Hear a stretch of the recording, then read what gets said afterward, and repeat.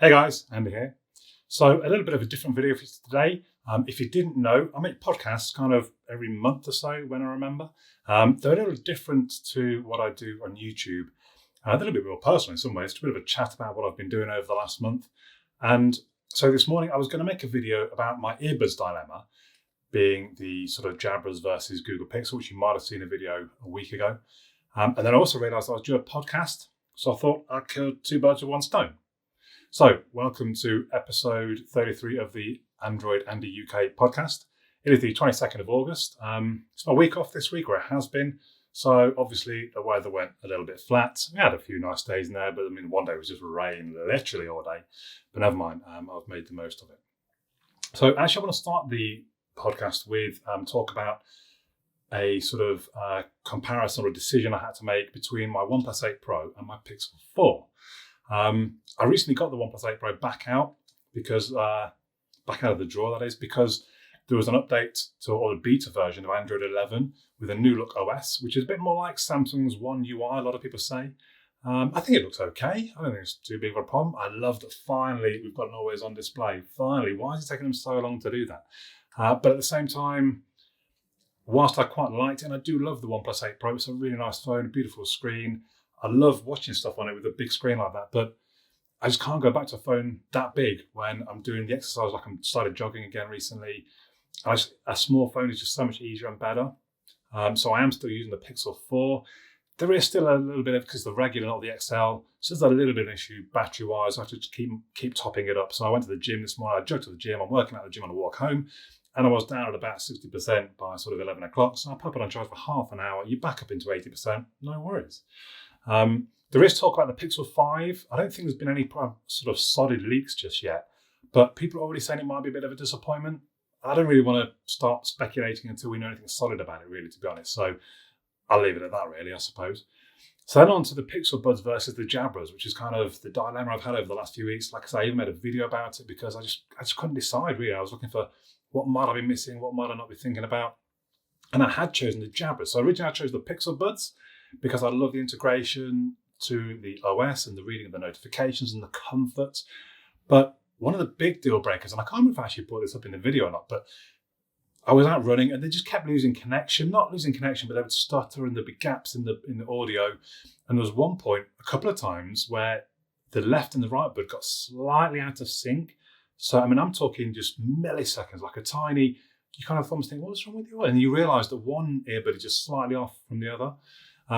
Whereas the Jabras, they've got better software. I love the pass-through option, so you can leave them in and it will pass anything that it hears through into your sound. They sound amazing, but they just wouldn't stay in my left ear. I don't know, I don't know what's wrong with my left ear. It's a bit different. And the Jabras just really struggled. As I'm running, I can feel, even just working out, even just running around the house, I can feel them, especially, I remember I ate something with one of them in, and just a movement worked it out of my ear. So I thought maybe I could try different tips. I was trying Comply foam tips, but I realised they didn't really help. They actually almost made it worse when it's kind of like, maybe that is a bit smaller than this side, the canal inside, I don't know. So yesterday, my Pixel Bud's got a firmware update. Thank you, I've forgotten the person's name. That someone gave me a tip on Twitter saying they've had an update, check them out. So the update is more base, although I can't find the option.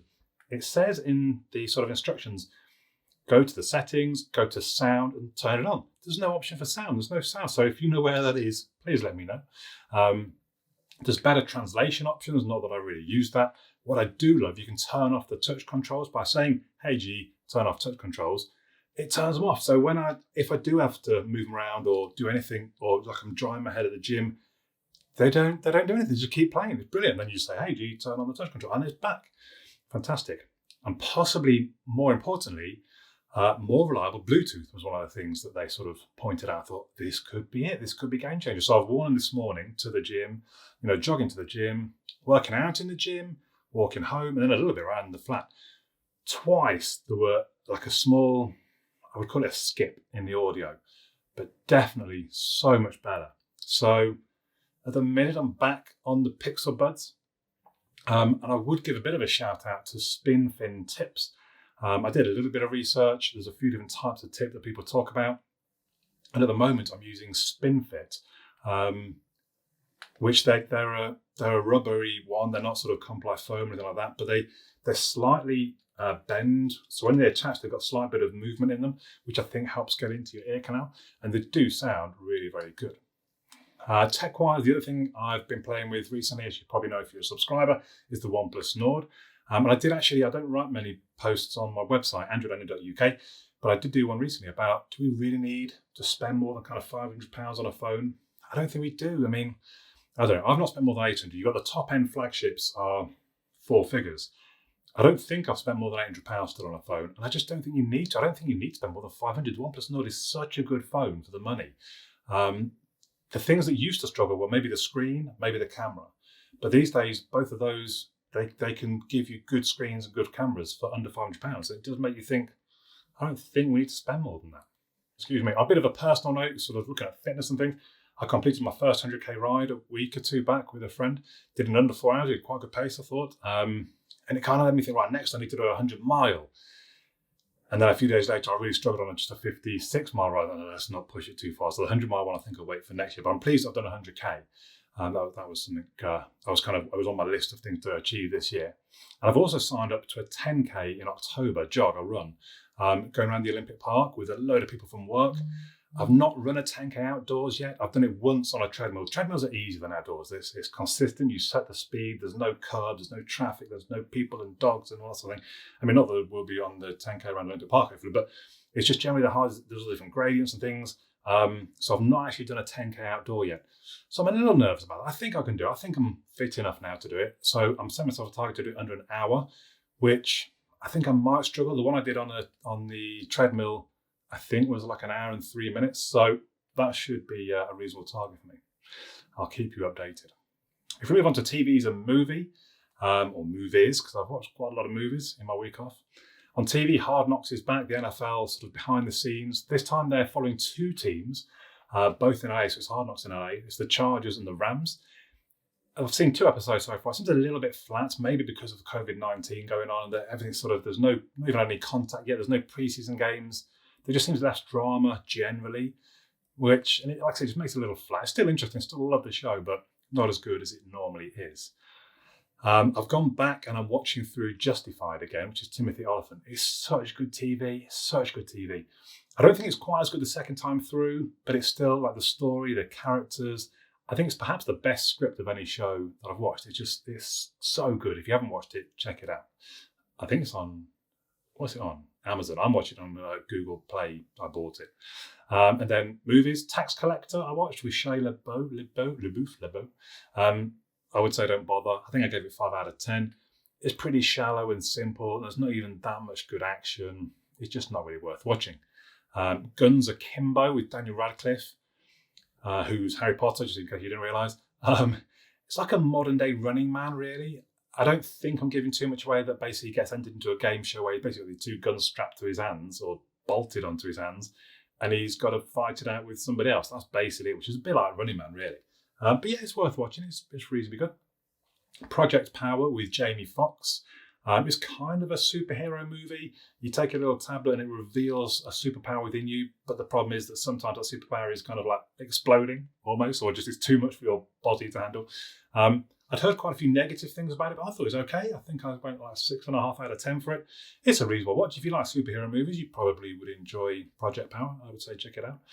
And then a couple of nights ago, a bit of a change of pace. I watched Paddington. So where is it from? Rotten Tomatoes sent me an email, just mail outs, not like, let's email Andy about, but they sent an email about the best sequels of all time. And the number 1 best sequel of all time, Paddington 2. Okay, so I thought, well, okay, if it's a good movie, yeah, I'll watch it. But then it'd be silly to watch the sequel before I've watched the original. So I watched the original. I guess I'm not the target audience, but it's a nice movie. If you accept that everybody in it accepts the talking bear, it's okay. It's just a nice movie. It's a nice family movie. Quite different to the other movies I've watched. And the one that I watched last night, which was The Old Guard with Charlize Theron. And it's kind of a modern day Highlander. So we had a modern day Running Man, and then I've watched kind of a modern day Highlander. What can I say without giving much away? I'd maybe just say modern day Highlander sets that up anyway. But it was worth a watch, I would say. I think I went 7 out of 10. It's pretty good. Again, I'd heard quite a few negative things. It's a bit, a bit standard, a bit obvious in some ways, but I thought it still was a good movie. So there you go. If you're watching this on YouTube, I hope you've liked the different formats. If you have, check out the other podcasts. You can find them on my website, andrewlandy.uk, and just click podcasts at the top.